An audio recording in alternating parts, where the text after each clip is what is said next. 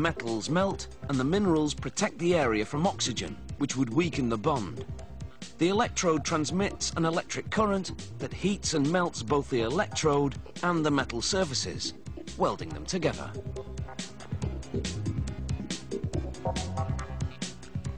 Thin metal wire forms the electrode's core. The type of wire changes dependent on what the electrode's designed to weld. In most cases, the core is made of carbon or stainless steel. A machine simultaneously spins and bends it, reshaping the wire till it's completely straight. 4 metal rollers then push and guide the wire into a guillotine. The blade chops the wire into segments that will become the electrode cores.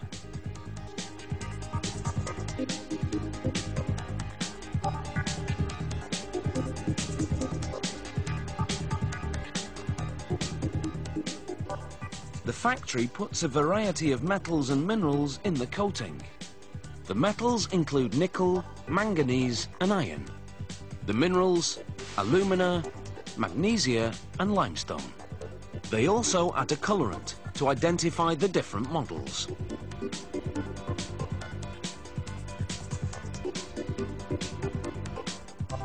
Workers mix the ingredients with a little glue until they turn to the consistency of wet sand.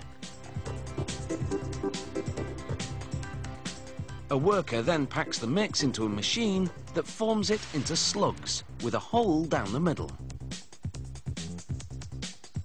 He adds a plastic cap. Then a metal cover slides on and the machine takes over. It takes only a minute for the machine's piston to compress the powder into a solid. To put the powder coating on the core wires, a worker loads 4 slugs into an extrusion press. It'll apply 120 tons of pressure to shoot the powder through nozzles that'll coat the wires as they pass through the holes in the slugs. To load them into the press, the wires are first stacked in this feeder.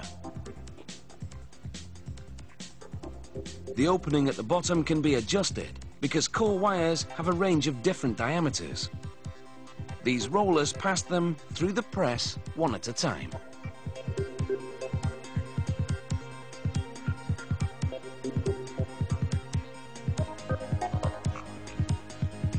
Four wheels then pull the wires from the feeder into the extrusion press for coating at a rate of up to 1,000 electrodes every minute. When the coated electrodes emerge, they hit a metal wheel that positions them on a conveyor. A sander removes up to 5 centimeters of coating from the bottom where you grip the electrode, and it bevels the tip so it conducts electricity even better. A worker now checks for uneven coating and to see if the wire's well centered. The coating dries at room temperature for up to 72 hours. To cure the coating, the electrodes are put in an oven and heated to 485 degrees Celsius for up to 5 hours. Once they've cooled, the electrodes head into a printing press. An ink wheel prints the model and the type of current that's required. Another ink wheel then applies a color to the gripping end. It's another way to identify the model in case the lettering on the side rubs off in storage. From there, it's off to packaging. An optical scanner counts the electrodes. Then a stacking machine separates them into bundles. Finally, they're inserted into cardboard canisters.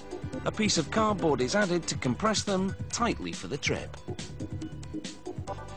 A sticker marks the contents, and tape keeps the package tightly sealed.